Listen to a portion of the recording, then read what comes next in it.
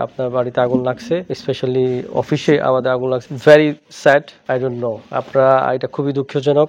আইন শৃঙ্খলা বাহিনী যারা আছেন তারা অবশ্যই আমার জোর দাবি থাকবে, এটা শুধু আমার জন্য না, এরকম পুনরাবৃত্তি যাতে আরো বাংলাদেশে যাতে কোথাও না হয়। কে বা কারা আগুন দিয়েছে তারা বলতে পারতেছে না, তো আমরা জিনিসটা তদন্ত করে দেখতেছি, তারপর আমরা বলতে পারবো। সারাদিন আমি এতেই ছিলাম, আমাদের তিতাসেই ছিলাম, আমার এই এলাকাতেই ছিলাম। আমি আমার নিজ বাসভবনে আমাদের মুরব্বীদের নিয়েই ছিলাম বিকেল আনুমানিক 5-4:30 পর্যন্ত।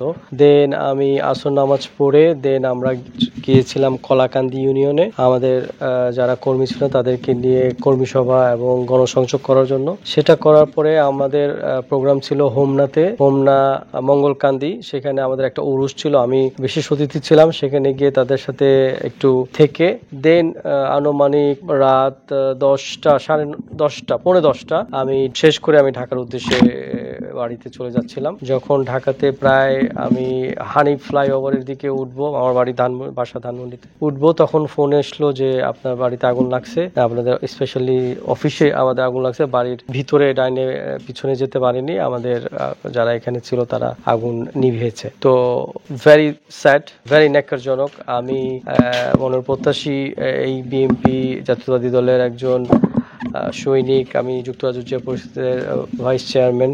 তো এখানে আমি প্রায় এই আগস্টের পরে যখন থেকে আমরা ফ্যাসিবাদ সরকার ছিল তারপর থেকে যখন আমরা সুযোগ পেয়েছি মাঠে ঘাটে আমাদের নির্বাচন প্রচারণা করার জন্য, তখন থেকে আমি ছিলাম, মাঠে আছি। তো আই ডোন্ট নো। আপনারা, এটা খুবই দুঃখজনক।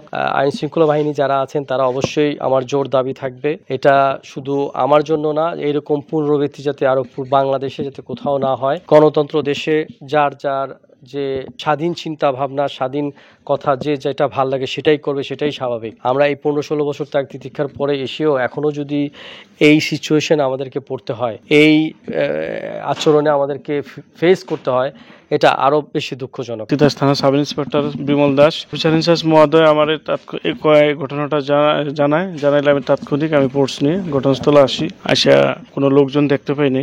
এখানে কিছু লোক ছিল ভিতরে, ওদের সাথে কথা বলি।